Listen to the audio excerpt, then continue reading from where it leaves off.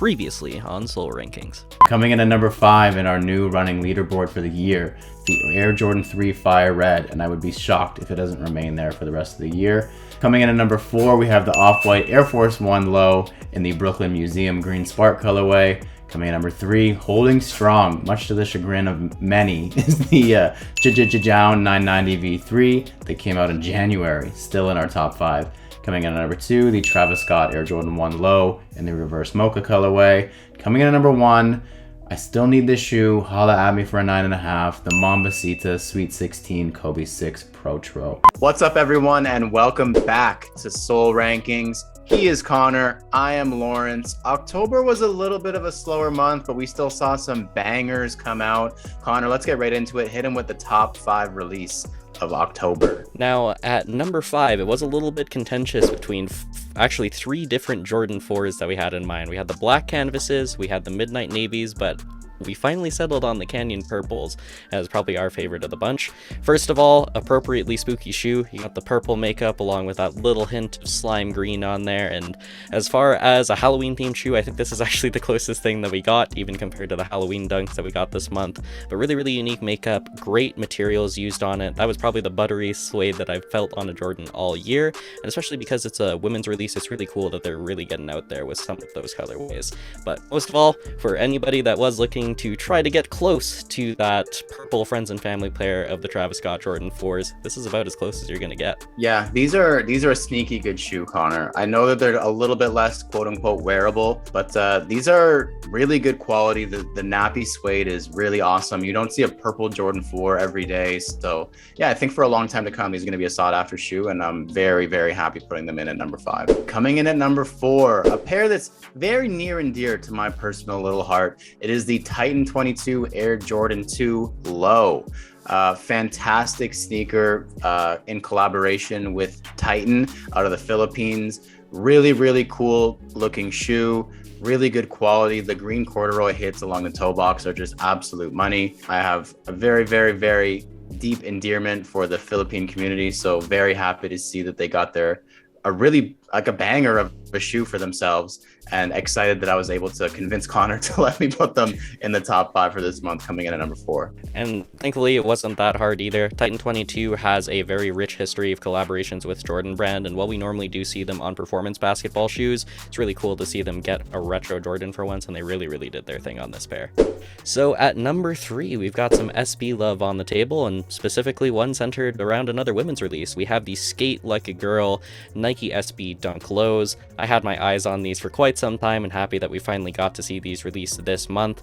I'm a sucker for any sort of burgundy hits, but even the Skate Like a Girl branding really hits on this pair, and anytime that we have any sort of actual skate representation on a Nike SB Dunk Low, it just hits perfectly. Yeah, I really like this shoe a lot. It fits really well because we're in the autumn season. It's perfect fall colors with the burgundy hits, and yeah, quality is insane. They look really, really good, and they're just so wearable. What a good shoe. All right, coming in at number 2, and this comes from the Joe Freshgoods in collaboration with New Balance 993 collection from the Performance Arts pack. There was 3 different colors of the 993 that he released. There was the pink, there was the blue, and there was our pick coming in at number 2, which was the sage colorway.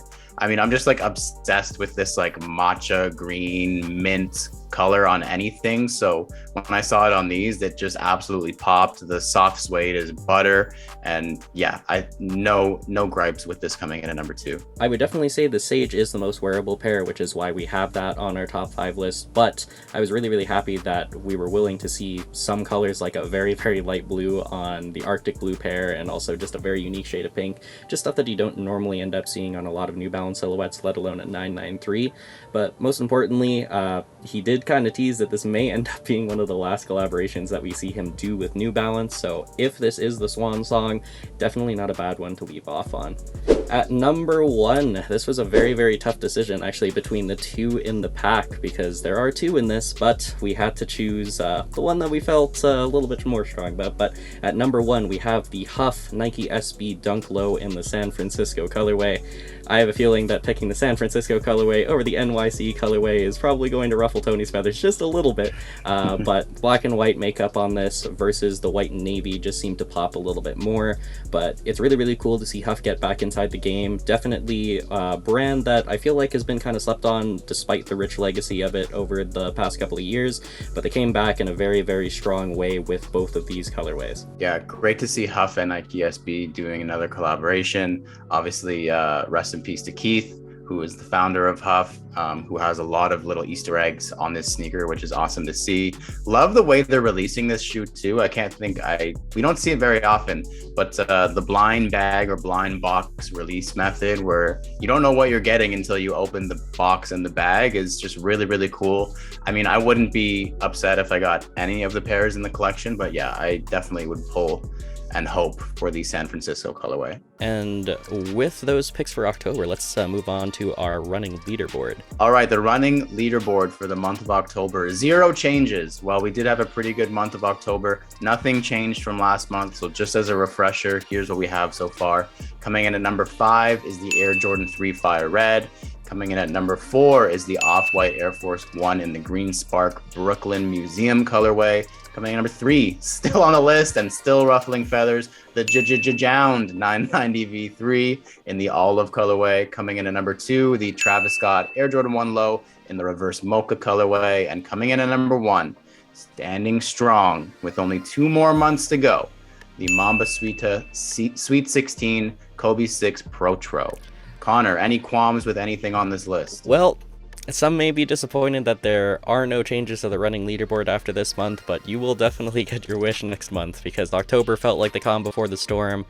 We've got some things to lose and then possibly find in the next month over. Whew. And I have a feeling that they'll be causing some serious ruckus on that running leaderboard as a result. That was our top 5 for the month of October. But like we said, make sure to tune back in for November's Soul Rankings, because like Connor said, some things are going to be lost and found from that top 5 list. So stay tuned. He has been Connor. I have been Lawrence. This has been Soul Rankings, and we are out. Peace.